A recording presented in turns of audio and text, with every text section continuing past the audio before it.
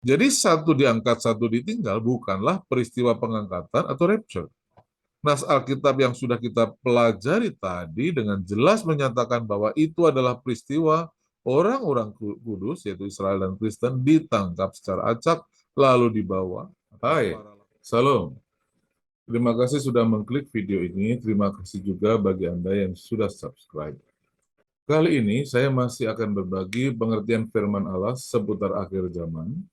Dan yang kita bahas kali ini adalah satu diangkat, satu ditinggal, bukanlah peristiwa pengangkatan atau rapture. Lantas, peristiwa apa itu? Agar Anda tidak penasaran dan tanpa basa-basi lagi, kita akan segera mulai.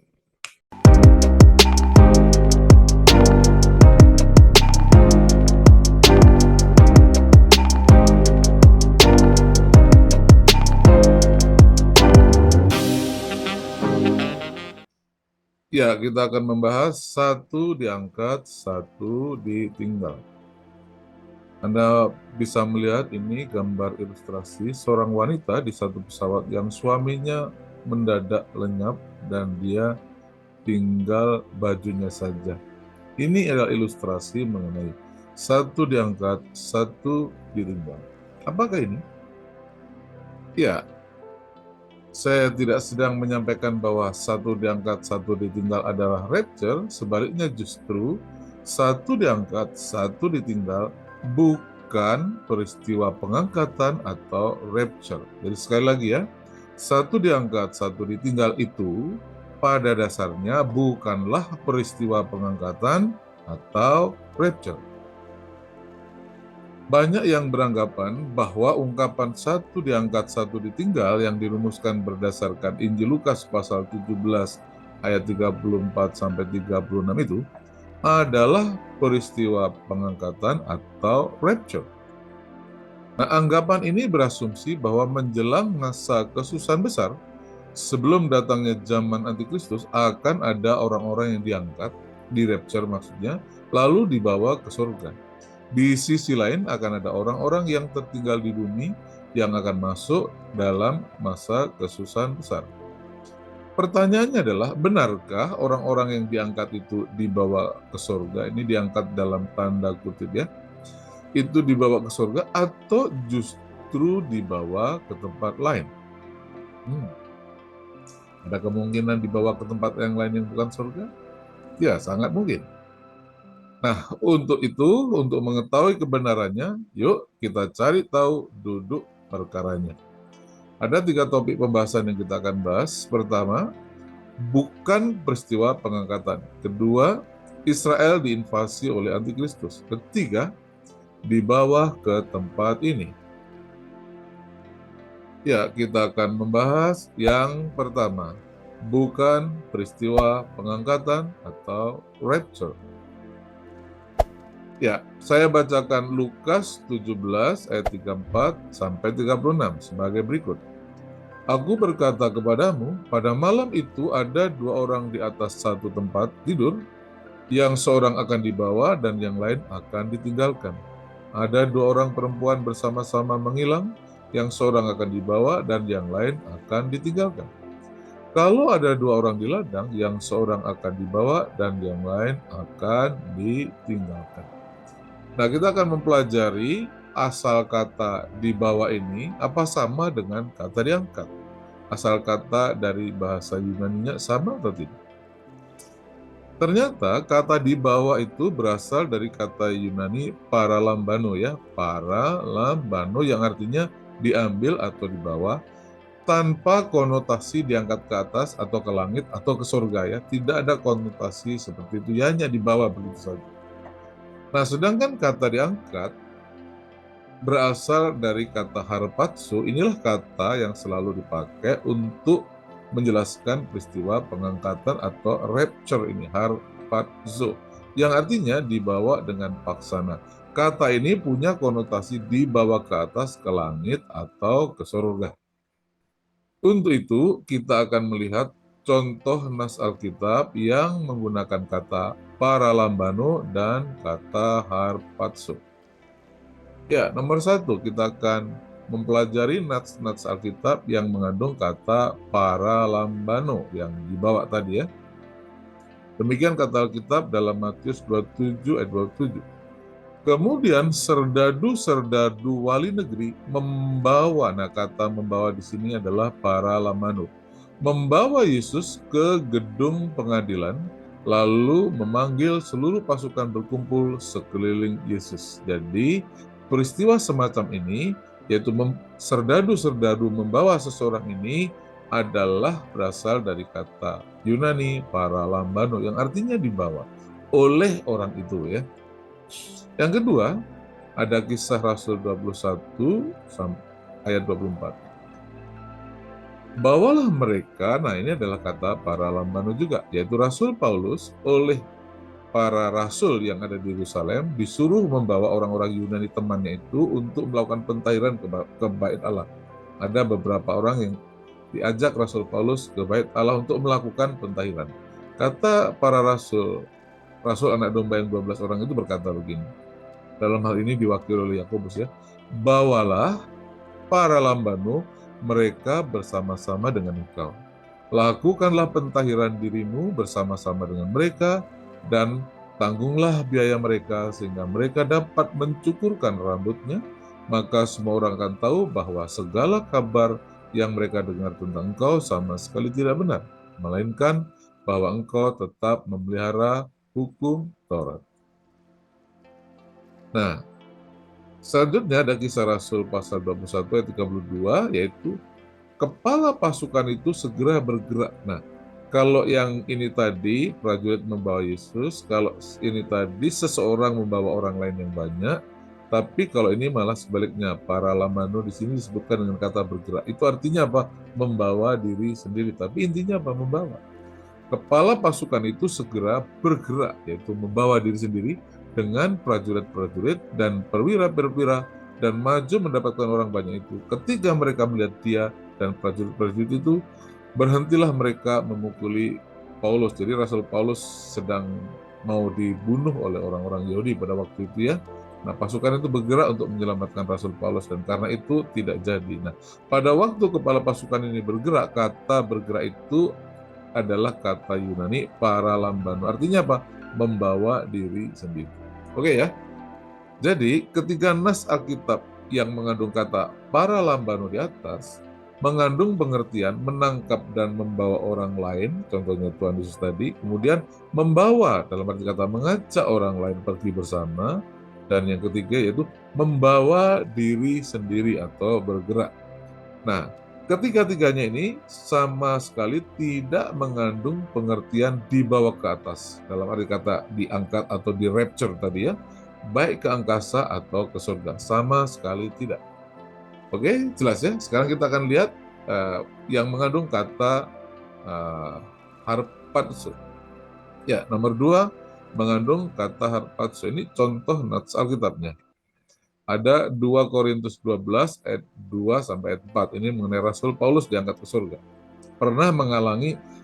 Rasul Paulus pernah mengalami semacam rapture di harpazo, dibawa ke surga. Entah dalam roh saja atau roh dan tubuhnya, Paulus tidak menjelaskan, tapi dia pernah dibawa ke surga. Di ayat 2. Aku tahu tentang seseorang Kristen 14 tahun yang lampau, entah di dalam tubuh aku tidak tahu, entah di luar tubuh aku tidak tahu. Allah yang mengetahuinya. Orang itu tiba-tiba diangkat. Nah, kata diangkat ini bahasa aslinya adalah harpazo. Ketika ada kata diangkat, perhatikan kata selanjutnya, ke tingkat yang ketiga dari surga. Jadi harpazo itu selalu dibawa ke atas, ada konotasi ke atas. Aku juga tahu tentang orang itu, entah di dalam tubuh, entah di luar tubuh, aku tidak tahu. Allah yang mengetahuinya. Ia tiba-tiba diangkat. Nah, begitu ada diangkat, ada ke Firdaus, jadi ke atas lagi ya, ke langit, ke atas. Dan ia mendengar kata-kata yang tak terkatakan, yang tidak boleh diucapkan. Jadi ketika ada kata harpazo dalam Alkitab, maka ada konotasinya ke atas. Yang kedua ada 1 Tesalonika 4 ayat 16-17. Sebab pada waktu tanda diberi, yaitu pada waktu penghulu malaikat berseru dan sangkakala Allah berbunyi, maka Tuhan sendiri akan turun dari surga dan mereka yang mati dalam Kristus akan lebih dahulu bangkit. Sesudah itu kita yang masih hidup, yang masih tinggal akan diangkat, akan diharpazo. Nah, pada waktu dikatakan kata diharpazo, bersama-sama dengan mereka dalam awan menyongsong Tuhan di angkasa. Jadi diangkat ke atas ya, ada konotasinya ke atas. Demikianlah kita akan selama-lamanya bersama-sama dengan Tuhan. Jadi kata paralambano dan harpazo itu punya pengertian yang berbeda. Yang satu sekedar dibawa, yang satu betul-betul diangkat, dibawa ke atas maksudnya. Nah, Wahyu 12 ayat 5 juga mengandung kata yang sama. Maka ia melahirkan seorang anak laki-laki yang akan menggembalakan semua bangsa dengan gada besi. Anak laki-laki yang menggembalakan semua bangsa dengan gada besi itu di Alkitab hanya satu, yaitu Tuhan Yesus Kristus. Tiba-tiba anak itu dirampas. Nah, ini digunakan kata harpazo. Maksudnya dari kata dirampas ini adalah diangkat dan dibawa lari ke Allah dan ke tahtanya. Jadi dibawa ke atas, dibawa ke surga, ke tahta Allah. Oke? Nah, jadi ketiga nas Alkitab yang mengandung kata harpazo di atas, semuanya mengandung pengertian di bawah ke atas, baik ke angkasa maupun ke surga. Jelas ya? Nah, selanjutnya kalau kita pelajari Lukas pasal 17 ayat 34-36 tadi, bahwa peristiwa di bawah itu terjadi secara acak. Maksudnya apa? Maksudnya begini. Ayat ini berkata begini, ada kata begini, aku berkata kepadamu pada malam itu, jadi ada kata malamnya, yang saya beri kuning nomor 1 malam, itu ada dua orang di atas satu tempat tidur, yang seorang akan dibawa dan yang lain akan ditinggalkan. Ada dua orang yang perempuan bersama-sama, dua menghilang, yang seorang akan dibawa dan yang lain akan ditinggalkan. Jadi kedua orang ini ada yang menghilang itu menggiling, menggilas, pakai batu penghilangan. Itu juga satu dibawa, satu ditinggal. Kemudian ada juga ada dua orang di ladang ya, yang seorang akan dibawa dan yang lain akan ditinggalkan. Jadi malam, itu malam hari tentu kan. Kalau menghilang itu jarang dilakukan malam hari. Menghilang itu kemungkinan dilakukan antara pagi sampai siang hari. Demikian juga orang di ladang, sangat jarang orang ke ladang pada malam hari, bukan? Sangat mungkin ke ladang itu hanya pada pagi, siang, atau sore hari.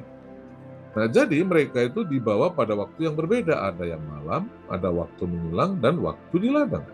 Sesuatu yang tidak bisa dianggap sebagai saat pengangkatan. Kenapa? Karena saat pengangkatan itu terjadi secara serempak pada sangkakala terakhir dan dalam waktu sekejap mata. Jadi sangat singkat, tidak butuh waktu lama. Tidak butuh ada perubahan waktu dari malam sampai ke pagi atau dari pagi sampai ke malam. Itu tidak dibutuhkan sama sekali. Nah, perhatikan 1 Korintus 15 ayat 51 ayat 15 sampai ayat 52 ini. Sesungguhnya aku menyatakan kepadamu suatu rahasia, kita tidak akan mati semuanya, tetapi kita semuanya akan diubah. Jadi pada peristiwa harpazo itu terjadi proses mengubah ini dalam sekejap mata. Jadi itu dilakukan cuma dalam sekejap mata pada waktu bunyi nafiri yang terakhir. Sebab nafiri akan berbunyi dan orang-orang mati akan dibangkitkan dalam keadaan yang tidak dapat binasa dan kita semua akan diubah. Peristiwa pengubahan inilah peristiwa harpazo yang kita bicarakan, yang terjadinya sekejap dan serempak. Kenapa? Karena semua terjadi pada sangkakala terakhir atau sangkakala ke-7. Jadi artinya apa? Artinya tidak butuh selisih waktu lama sampai terjadi perubahan hari ya, misalnya dari malam sampai siang atau sebaliknya. Dan lagi, ini yang penting ya, pada waktu pengangkatan terjadi kelak, matahari itu sudah tidak bercahaya lagi, bulan menjadi darah, dan bintang-bintang sudah berguguran. Artinya apa? Sudah tidak ada perubahan hari.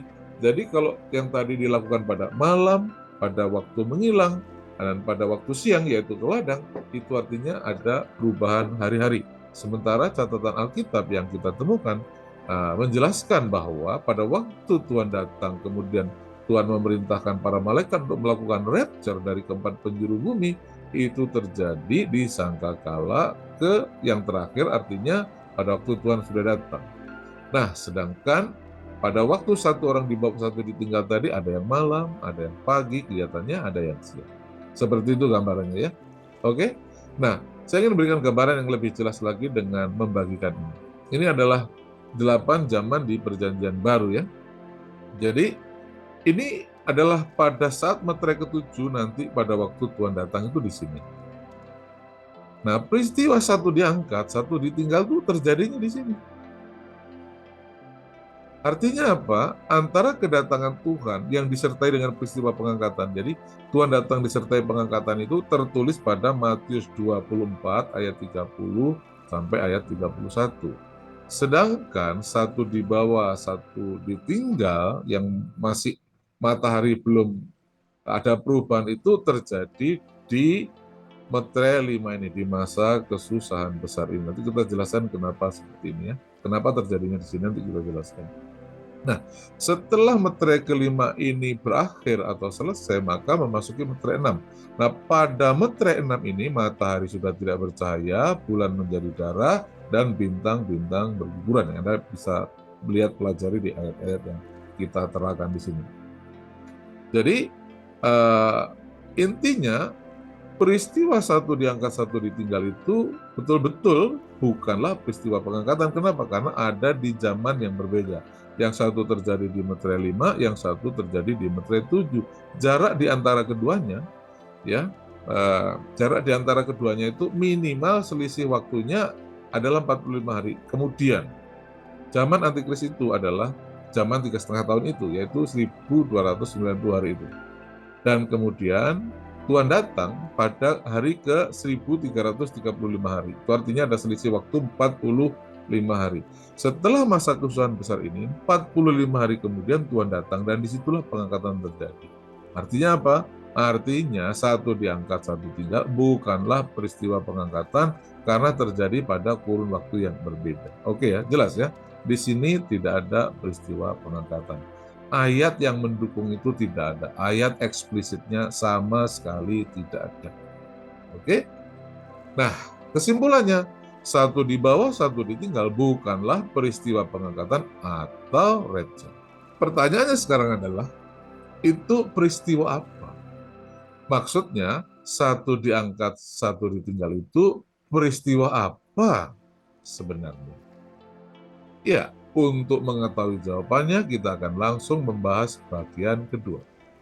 Bagian kedua yaitu Israel diinvasi oleh Antikristus. Kita akan membahas Israel diinvasi oleh Antikristus. Matius pasal 24 ayat 15 ayat sampai ayat 18 berkata begini. Ini perkataan Tuhan Yesus Kristus ya. Karena sepanjang Matius 24 itu Tuhan Yesus Kristus sedang mengajar mengenai tanda-tanda kedatangan Tuhan yang kedua kali. Nah, Tuhan berkata begini, jadi apabila kamu melihat pembinasa keji berdiri di tempat kudus, bukan di bait kudus ya, bait kudusnya itu sudah dipagar, diberi diukur, garis pengukur, garis pembatas di mana orang lain tidak bisa masuk, kecuali orang-orang yang memang sudah dilindungi di dalamnya. Jadi antikristus tidak boleh masuk, tidak diizinkan. Dia hanya boleh di pelataran luar, tapi tidak boleh masuk ke bait kudus atau bait Allah atau bait suci ya. Jadi, nah Tuhan berkata begini, jadi apabila kamu melihat pembinasa keji berdiri di tempat kudus, jadi berdiri di sekitar di luaran dari bait suci, menurut firman yang disampaikan oleh Nabi Daniel, para pembaca hendaklah memperhatikannya. Jadi Tuhan mengutip nubuatan mengenai antikris akan menduduki bait Allah berdasarkan nubuatan Nabi Daniel.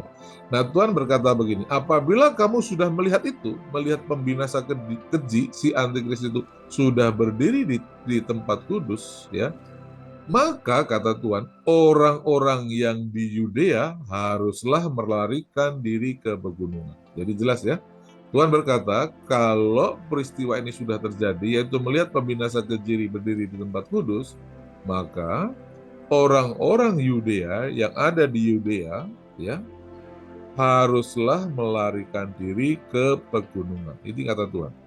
Orang yang sedang di peranginan di atas, janganlah ia turun untuk mengambil barang-barang dari rumahnya, dan orang-orang yang sedang di ladang, Dikatakan apa? Janganlah ia kembali untuk mengambil pakaiannya. Jadi ada 3 hal penting yang Anda perlu perhatikan dari nats ini. Ini nats peringatan Tuhan ketika masa itu terjadi, yaitu masa di mana antikristus menginvasi bangsa Israel dan kemudian menduduki tempat kudus, menduduki sekitar Bait Allah atau menduduki kota suci Yerusalem. Jadi antikristus akan menduduki bait suci. Itu akan terjadi menjelang kedatangan Tuhan Yesus yang kedua kali, dan sesuai dengan nubuat Daniel, Israel akan diinvasi oleh antikristus dan kota suci Yerusalem akan diduduki. Ayat yang ini ya, bait suci akan diduduki. Yang kedua, maka dikatakan orang-orang Yudea harus melarikan diri ke pegunungan. Maksudnya apa? Ketika hal itu terjadi, maka bangsa Israel dinasihatkan Tuhan, khususnya orang-orang Yudea, untuk segera melarikan diri. Dalam arti kata, mengungsi ke pegunungan. Ini perintah Tuhan. Ini arahan Tuhan yang sangat jelas. Ini tidak bersifat metafora, bukan penggambaran, tapi suatu perintah langsung yang sifatnya harfiah. Oke ya? Nah, terus yang ketiga yang penting saya beri catatan di sini adalah janganlah ia kembali untuk mengambil pakaian. Baik pakaian maupun barang tidak usah diambil lagi ya. Jangan kembali ke kota, jangan masuk ke kota, bahkan jangan masuk lagi dalam rumah. Pada waktu itu jangan kembali ke kota atau ke rumah untuk mengambil barang-barang atau pakaian. Ketiga apa? Ketika Israel telah diinvasi oleh antikristus dan Yerusalem, kota suci itu sudah diduduki. Oke? Pertanyaan besarnya adalah, mengapa harus segera melarikan diri? Kita baca Wahyu 13 ayat 7, 9, dan 10. Ini adalah pasal mengenai kebangkitan atau kemunculan antikris. Nah, pada waktu antikris muncul, dia muncul dengan misi tertentu, dan inilah misinya. Dan ia diperkenankan untuk berperang melawan orang-orang kudus dan untuk mengalahkan mereka. Dan kepadanya diberi kuasa atas setiap suku, umat, dan bahasa dan bangsa. Barang siapa bertelinga hendaklah ia mendengar. Artinya ini harus diperhatikan oleh semua orang percaya. Yaitu, barang siapa ditentukan untuk ditawan, ia akan ditawan. Barang siapa ditentukan untuk dibunuh dengan pedang, ia harus dibunuh dengan pedang. Yang penting di sini ialah ketabahan dan iman orang-orang kudus. Jadi pada waktu antikris muncul, ia muncul dengan misi tertentu, dengan mandat dan izin tertentu, yaitu diperkenankan untuk berperang melawan orang-orang kudus dan mengalahkan mereka. Dan dalam peperangan itu ada 2 yang akan dilakukan oleh antikris, yaitu menawan dan membunuh. Jadi kerajaan antikris yang menginvasi Israel itu diperkenankan atau diizinkan untuk memerangi dan mengalahkan orang-orang kudus. Itu adalah orang-orang kudus dari Israel dan Kristen. Dan karena itu mereka akan menawan, dalam arti kata menangkap dan membunuh. Nah, oleh karena Israel sudah diinvasi, maka Tuhan menyuruh mereka segera melarikan diri ke pegunungan. Kenapa? Karena kalau antikris muncul, inilah yang dikerjakannya. Apa itu? Menawan atau membunuh. Orang-orang kudus akan ditawan atau dibunuh. Oleh alasan inilah Tuhan memerintahkan penduduk Yudea untuk segera melarikan diri atau mengungsi ke pegunungan. Jelas ya? Nah, posisi 1 di bawah 1 ditinggal, sekarang saya ganti dengan tambahan 1 ditawan, 1 ditinggalkan, adalah posisi di mana antikris sudah menginvasi bangsa Israel dan kemudian mereka melakukan fungsi dan tugasnya itu, dan kemudian mereka melakukan aksinya itu, yaitu untuk menawan dan membunuh. Perhatikan ayat ini. Oleh karena background situasinya adalah penganiayaan yang terbesar, maka Tuhan menambahkan di ayat 33 ini, Tuhan mengatakan seperti ini. Barang siapa berusaha memelihara nyawanya, ia akan kehilangan nyawanya. Maksudnya pada masa kesusahan besar itu, kalau orang murtad, supaya tidak mati, justru ia akan kehilangan nyawanya. Maksudnya justru ia akan binasa, masuk neraka. Dan barang siapa yang kehilangan nyawanya, maksudnya dia mati oleh karena imannya, ia akan menyelamatkannya. Artinya ia akan memperoleh hidup yang kekal dan tidak binasa di neraka. Nah, dengan background seperti itu, Tuhan berkata, aku berkata kepadamu, pada malam itu ada dua orang di atas satu tempat tidur, yang seorang akan dibawa dan yang lain akan ditinggal. Ada dua orang perempuan bersama-sama menghilang, yang seorang akan dibawa dan yang lain akan ditinggalkan. Kalau ada dua orang di ladang, yang seorang akan dibawa dan yang lain akan ditinggalkan. Jadi, itulah yang terjadi. Apa itu? Yaitu ada yang ditawan, ada yang ditinggalkan. Nah, perhatikan pada Matius 27 ayat 27 tadi bahwa kata para lambano, yaitu membawa itu, yang dimaksud membawa itu adalah seperti serdadu-serdadu wali negeri itu yang menangkap membawa Yesus ke gedung pengadilan. Peristiwanya ini mirip seperti itu, ditangkap oleh serdadu-serdadu. Itulah yang dimaksud dibawa, bukan di rapture. Itulah para lambano, bukan harpazo. Oke? Jadi, gambarannya adalah begitu antikristus berhasil menginvasi Israel, tentaranya akan segera menangkap, dalam arti kata menawan, secara acak. Maksudnya secara acak ya. Kalau ada dua orang, yang satu akan dibawa dan yang satu akan ditinggalkan. Itulah mengapa ada satu dibawa, satu ditinggal, atau satu ditawan, satu ditinggal. Oke, jelas ya? Nah, pertanyaan besarnya lagi adalah, lantas mereka dibawa kemana? Mereka-mereka yang dibawa itu dibawa kemana? Ya, untuk mengetahui jawabannya, kita akan langsung membahas bagian ketiga. Bagian ketiga, mereka dibawa ke tempat ini. Tempat seperti apakah itu? Ya, tempat pembuangan mayat. Wow, nah, horor ya. Ya, memang situasinya pada waktu itu sangat horor sekali. Oke? Karena suatu bangsa diinvasi oleh bangsa lain, pasti situasinya sangat tidak nyaman sekali. Nah, dalam Lukas 17 ayat 34 sampai ayat 37 berkata sebagai berikut, aku berkata kepadamu, pada malam itu ada dua orang di atas tempat tidur, yang satu akan dibawa dan yang lain akan ditinggalkan. Ada dua orang perempuan bersama-sama menghilang, yang seorang akan dibawa dan yang lain akan ditinggalkan. Kalau ada dua orang di ladang, yang seorang akan dibawa dan yang lain akan ditinggalkan. Ketika Tuhan Yesus Kristus menjelaskan semuanya itu, kemudian ada yang bertanya.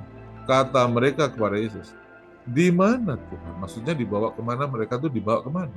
Katanya kepada mereka, di mana ada mayat, di situ berkerumun burung nasar. Jadi, untuk menjelaskan bahwa malam hari itu adalah malam di mana Antikris mulai menginvasi bangsa Israel, dan mereka segera melakukan penangkapan-penangkapan secara acak, satu dibawa, satu ditinggal, untuk diinterogasi, maka Tuhan menjelaskan ini. Ketika orang bertanya, dibawa kemana mereka Tuhan? Tuhan berkata, di mana ada mayat, di situ berkerumun burung nasar. Dengan lain kata, Tuhan berkata, mereka ditangkap, mereka kemudian dibunuh, dan lalu kemudian mereka dibuang ke tempat pembuangan mayat. Ya, setelah ditawan dan diinterogasi untuk mengumpulkan data yang dibutuhkan, mereka dibunuh lalu dibuang ke satu tempat, di mana burung pemakan bangkai, yaitu burung nasar, berkerumun, yaitu di tempat pembuangan mayat. Tuhan Yesus mengatakan dengan jelas bahwa orang-orang yang dibawa itu ditangkap, ditawan, dibunuh, dan kemudian mereka akan dibuang di tempat pembuangan mayat, di mana burung nasar, burung pemakan bangkai itu berkumpul. Ya, Anda perlu tahu ya bahwa burung nasar adalah burung pemakan bangkai.